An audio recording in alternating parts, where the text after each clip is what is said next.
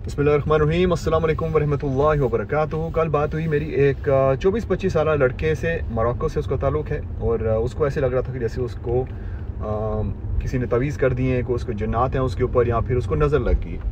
मैंने उसे ये कहा, मैंने पहले इस तरह की चीज़ों की तरफ जाने से पहले अब अपनी रूटीन बताएं ना कि आप करते क्या हैं आजकल। कहते हैं कि मैं टिकटॉक वीडियोज़ देखता हूँ, स्क्रॉल करता रहता हूँ, और एक के बाद दूसरा वीडियो जन्नात के बारे में होता है, तवीज़ों के बारे में होता है, किसी ने किसी के ऊपर जिन कर दिए, कैसे उनको उतारना होता है, और थिंग्स लाइक दैट। तो मैंने कहा ये एल्गोरिथम पूरे का पूरा प्रोग्राम ही ऐसे है कि आपको वही चीज़ नज़र आएगी जो आप देखेंगे। पहले तो अपने आप को सोशल मीडिया से दूर करें, और दूसरी चीज़ ये कि जब आप रात को उठते हैं तो क्या हाल होता है आपका।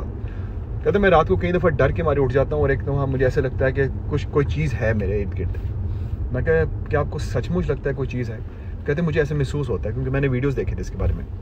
मैंने कहा फिर आपने ये करना है कि रात के उस पहर में जब आपको अल्लाह ताला उठाता है, ये अल्लाह ताला आपको उठा रहा है, और अल्लाह ताला आपको इसलिए नहीं उठा रहा कि आपने दोबारा सो जाना है। अल्लाह ताला आपको इसलिए उठा रहा है कि आप से वो चाहता है कि आप अपने आप को पाक करें, तहज्जुद पढ़ें, और फिर दुआ मांगें उससे। फजर की नमाज़ बाजमात पढ़ें, इशा की नमाज़ बाजमात पढ़ें। तो अगर आप ये चीज़ें कर लेते हैं तो फिर कुछ दिन बाद वापस आएँ, और फिर मैं आपको कांटेक्ट देता हूँ किसी का।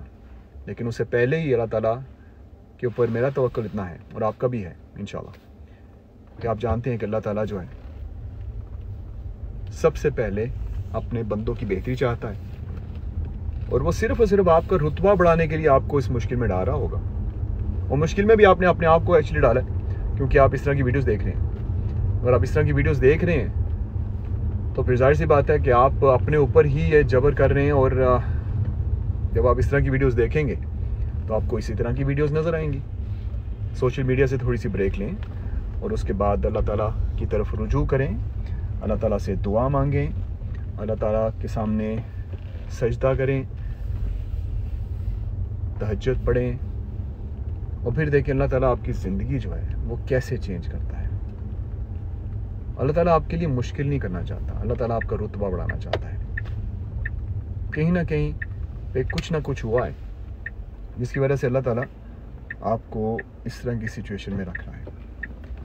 कहीं ना कहीं इस तरह की सिचुएशन में आपको रखने से आपकी ही बेहतरी है, क्योंकि जब आप किसी न किसी हद तक किसी बंदे से कांटेक्ट करेंगे, क्योंकि अच्छी बात है कि आपने किसी मुसलमान से बात की इसके बारे में, और आपने इतना एतमाद किया कि आप इसके बारे में पूछ रहे हैं।